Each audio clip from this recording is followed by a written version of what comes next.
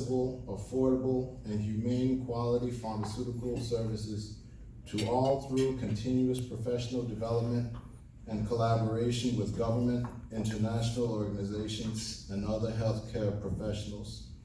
And the vision is to be the most trusted professional group by seeking the well-being of the human race through the provision of excellent pharmaceutical services at all times. And when I thought about GPhA's, our mission and what we're hoping to accomplish, I made the point to them that their mission is really in alignment with what it is we are hoping to do as Ghanaians in the diaspora and ways that we can support their efforts to improve healthcare in Ghana.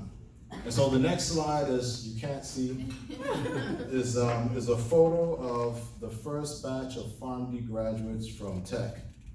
In July 2018, Tech graduated their first cohort of PharmD graduates. And it really just speaks to the transition of pharmacy in Ghana, that we are moving to a doctor of pharmacy as the baseline entry-level degree. The challenge is they are entering a profession that isn't necessarily prepared to receive them. And that they are being trained didactically, but we have to help them create clinical opportunities so that they have a better understanding and a better appreciation of what the doctor of pharmacy degree will allow pharmacists to do and ways that we can serve our people in terms of improving healthcare. And so I'll just mention some general population trends around the world, and then specifically in Ghana, and then share some statistics with you. So what I'm hoping that this will be an interactive discussion, because it's going to be brief otherwise. But there are some things that both Leslie had pointed out in terms of counterfeit drugs and some other trends going on that I think it would be helpful for us to have a conversation about. One of the good things that we see around the world, and especially in Ghana, is that people are living longer. And so longevity is attributable to healthier lifestyles, a well-trained health workforce, advances in science and public health around the world, as well as improved understanding of human health and disease. But that improvement varies from country to country, varies from region to region. As an example, the average life expectancy in Ghana is 62.4 years now, which may not sound like a necessarily long time, because that would mean I'm almost old, very old. But since 1960, the average life expectancy of a Ghanaian has improved by 17 years. And so if you think about it, if you were born in the 60s or in the 50s or in the 40s in Ghana, your life was not expected to go beyond late 40s. And so the average Ghanaian is living into their 60s now. For many of us, we have parents or grandparents in their 80s. My grandfather lived into his 90s. So we know that long life is something that we can achieve and that we can help to further throughout Ghanaian society. And so I'm going to read the top 10 causes of death in the US, and then I'll share the top 10 causes of death in Ghana, and then I want to ask you the comparison or the differences. The top 10 causes of death in the US in 2018, number 1, heart disease. Number 2, cancer. Number 3, accidents. Number 4, chronic lower respiratory disease. Number 5, stroke. Number 6, Alzheimer's. Number 7, diabetes. Number 8, influenza and pneumonia. Number 9, nephrotic syndrome. And number 10, suicide. So what trend do you notice? Heart disease, cancer, chronic lower respiratory disease, stroke, Alzheimer's, diabetes.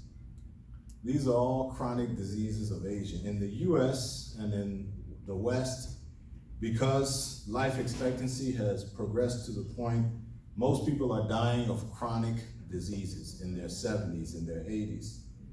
The top 10 causes of disease in Ghana: lower respiratory infection, stroke, malaria, ischemic heart disease, HIV/AIDS, preterm birth complications, diarrheal diseases, birth asphyxia and birth trauma, meningitis, protein energy malnutrition. What does that suggest to you? Poverty. Poverty, anything else? Infections.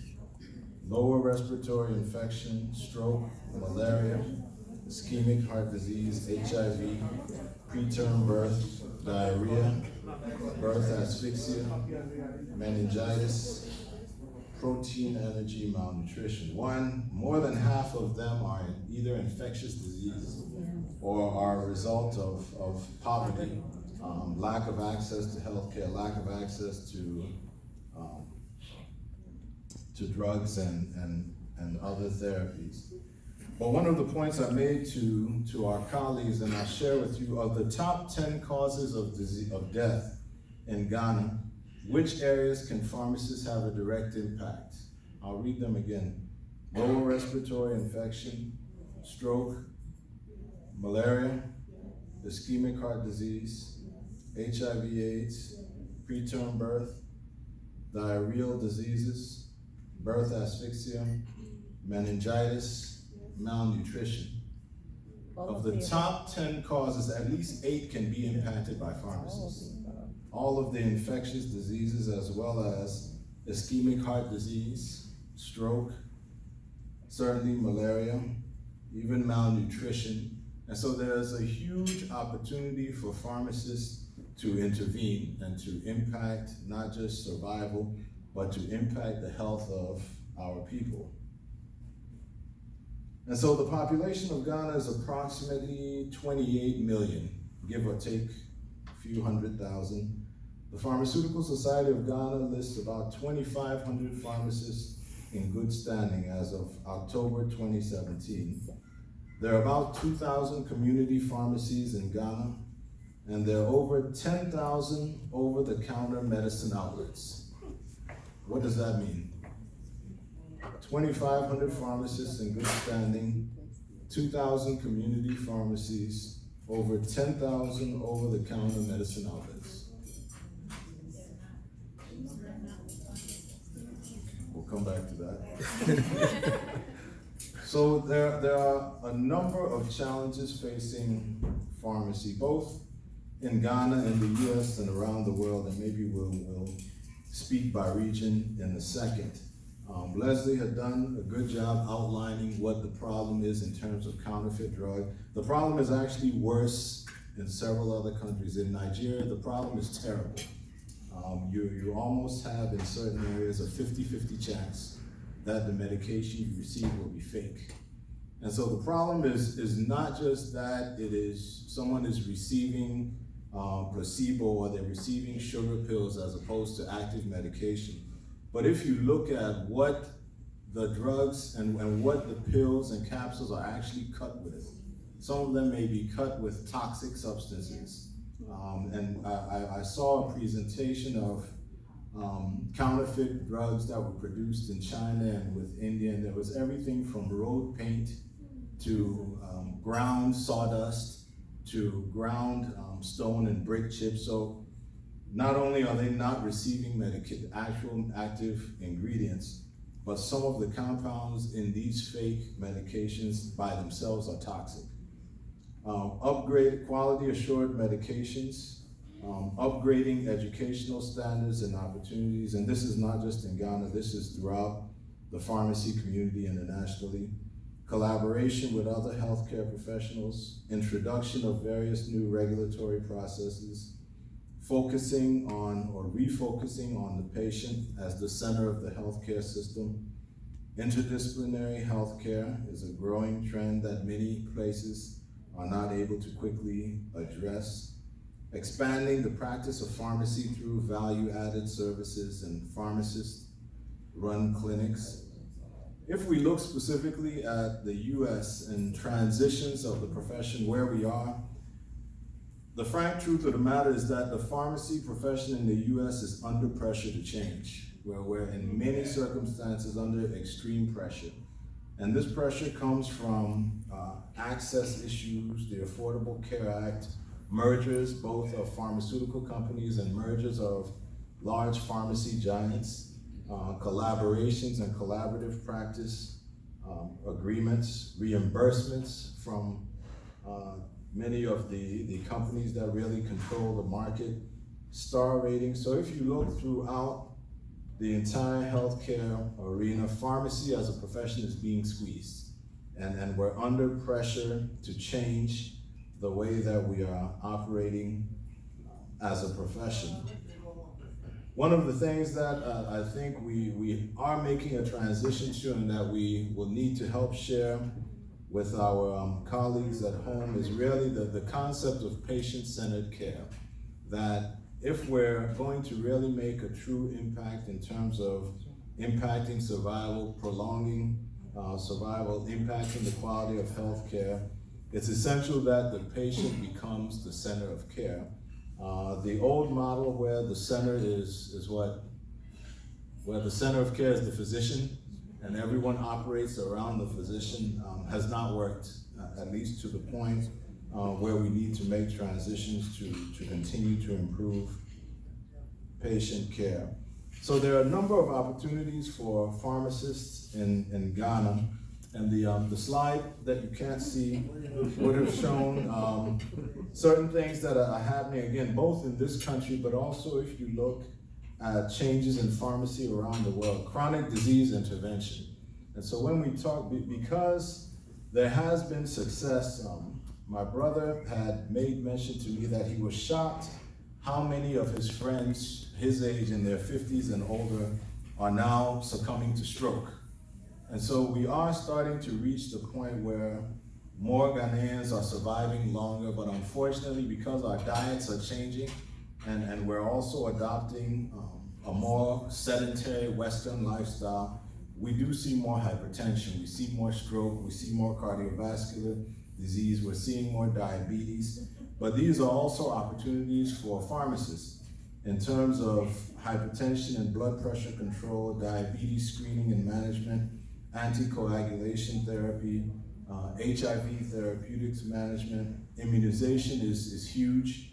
One of the things that I was also sharing with colleagues, if you have kids who are going away to school this fall, please make sure they're immunized.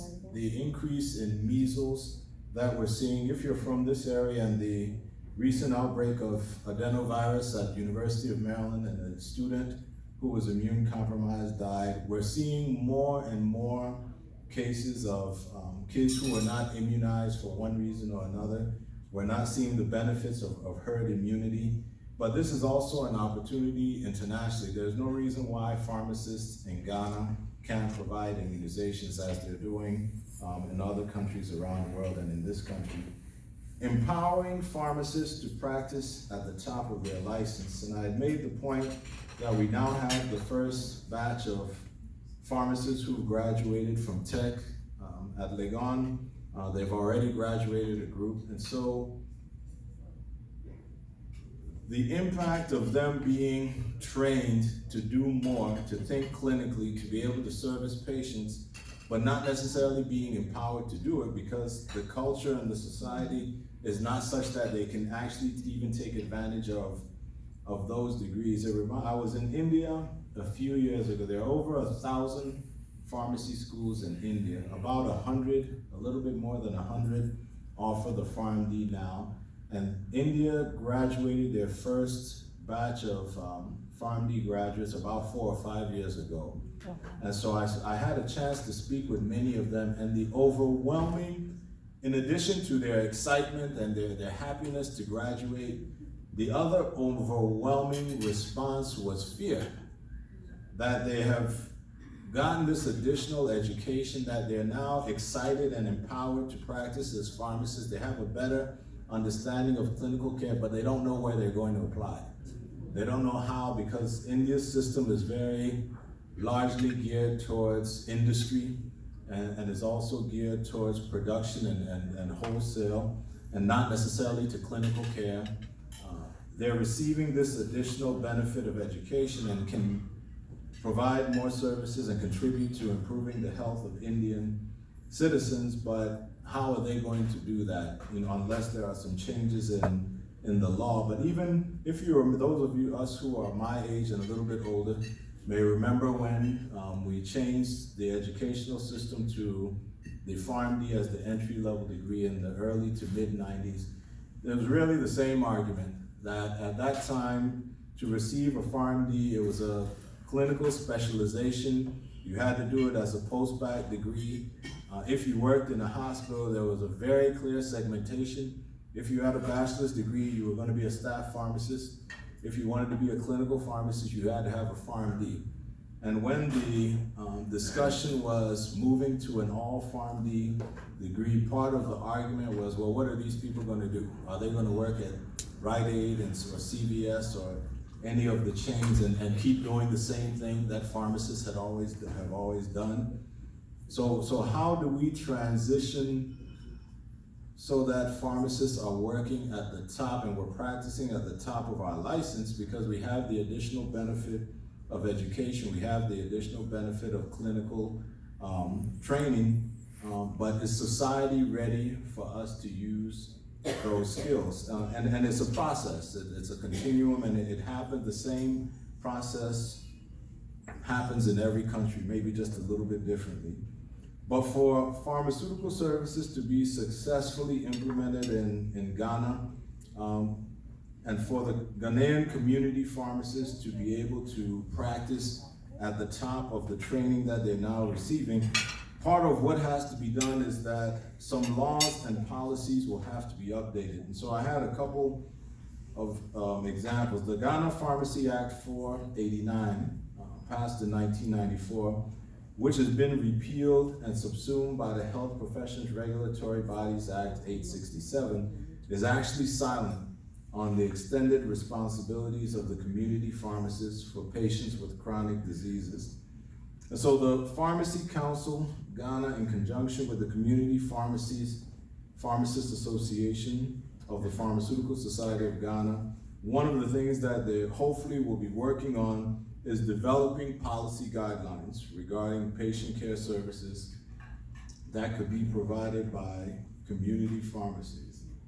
So if we look at some of the new and emerging trends in international pharmacy, some of the things happening in Europe and in the Middle East and in other regions, the development of new medications and therapies, the development of biosimilars, where we're moving into an era where the newest, hottest things are not necessarily the traditional compounded drugs, but compounds that are specifically targeted to the patient, identification of new uses for existing medications, increased numbers of authorized prescribers. That is not only taking place in this country, where there's an increase in who has authority to write prescriptions, and it's not limited to physicians. We're seeing some of these same trends across the world.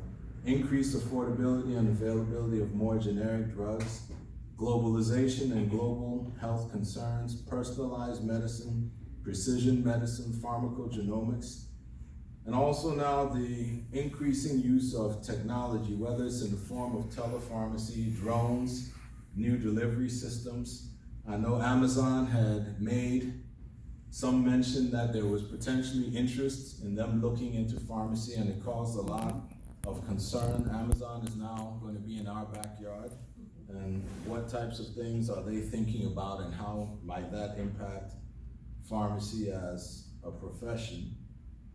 And so what I'll do, I'll go to my closing slide, because I really wanted us to spend some time sort of thinking about how can we help to continue to build capacity and continue to strengthen the pharmacy and the healthcare system in Ghana.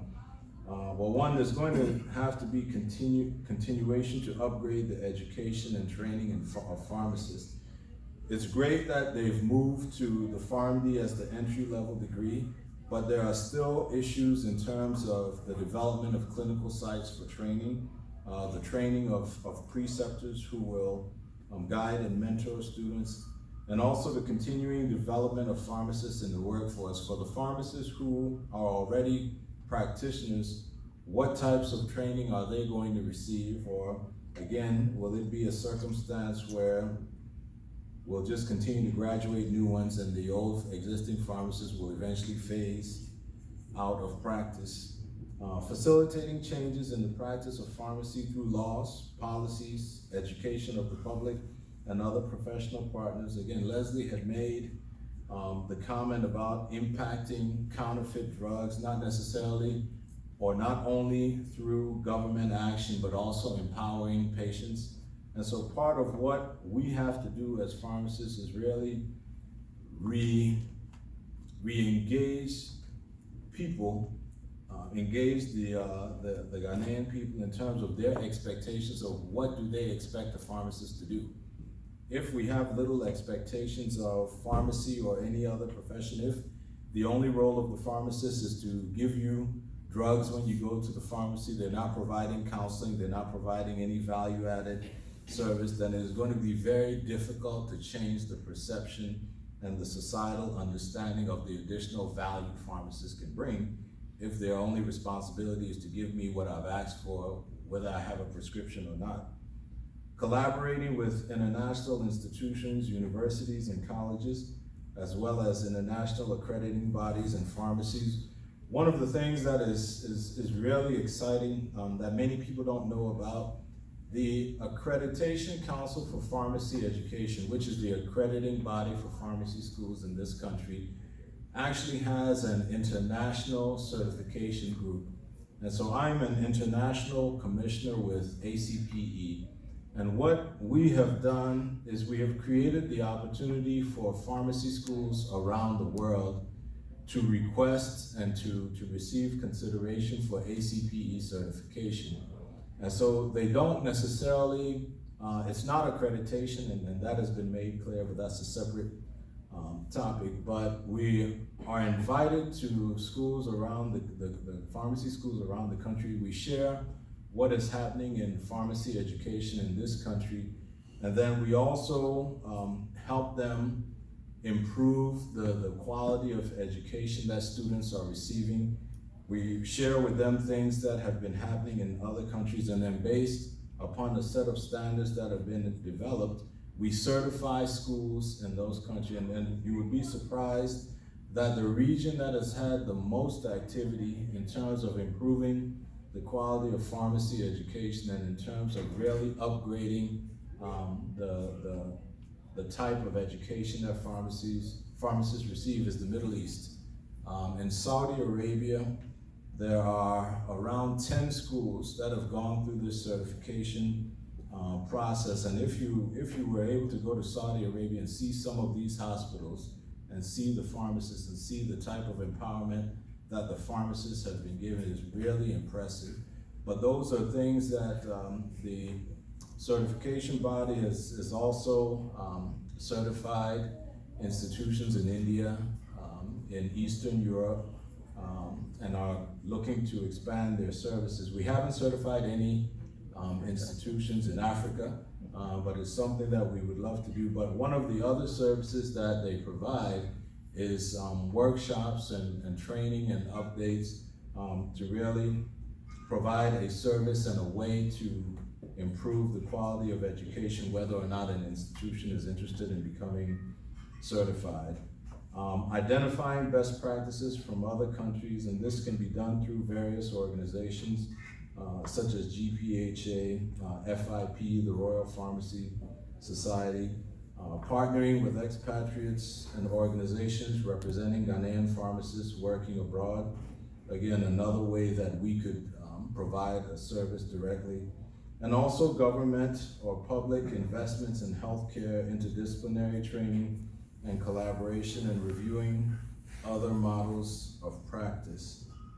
And so what you would see next on the slides, there are a number of things that we have been doing at Howard University to partner with educational institutions, particularly to improve pharmacist training. So we've partnered, for example, with the Ethiopian government to train faculty who now teach pharmacy students at ANU well, they were new, it's going back now about 7 or 8 years, pharmacy schools in Ethiopia. We have an ongoing project in Nigeria where we've really helped to improve the clinical training of pharmacists, specifically around HIV, malaria, and tuberculosis. That project has been ongoing for about 12 years and hopefully is being renewed. We worked with PEPFAR and with a US-based NGO called FHI 360, and we have provided, again, primarily infectious disease, HIV, TB, malaria, training to pharmacists in South Africa, Zambia, Mozambique, Rwanda. There's probably a list of 10 to 15 countries where we've been working directly with ministries of health and also with pharmacy organizations in those countries to help improve the clinical training of pharmacists, largely to help impact the HIV epidemic in Southern and Eastern Africa, and also to focus on infectious diseases like tuberculosis. So I'll stop there. The last couple of slides were really photos from some of the other places where we've done work and we've had an impact. One of the things, again, going back to Leslie's point, is Ghana, Howard University had partnered with Purdue University, and in Tanzania, on the base of Mount Kilimanjaro, we actually built a pharmaceutical manufacturing facility that produces efavirenz. That facility, the point was to help build a facility that could manufacture antiretroviral drugs, but the larger part of that project was to train train regulatory practitioners in terms of what is necessary to help impact the number of counterfeit medications being produced, and are there ways that we can work with governments throughout Africa to help support their own manufacturing industries so that we are directly manufacturing many of these medications that are being counterfeited. So I will stop there because I wanted to make sure we had time for discussion and conversation, and really thought about how we as an organization can help to impact and help to improve the practice of pharmacy in Ghana, and ways that we can support our colleagues who really are moving and really want to do things to improve the education and to improve clinical care, but really need our additional support to make that happen. So thank you.